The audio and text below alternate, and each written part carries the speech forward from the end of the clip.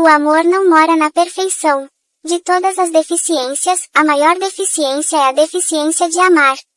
Esta deficiência nada tem a ver com a surdez, mudez ou cegueira física. Ela se refere às pessoas que ouvem, mas não querem escutar, que enxergam, mas não querem ver e que, apesar de poderem falar, calam-se diante das injustiças. Adote animais com deficiência e verá que o amor é o mesmo, se não maior ainda.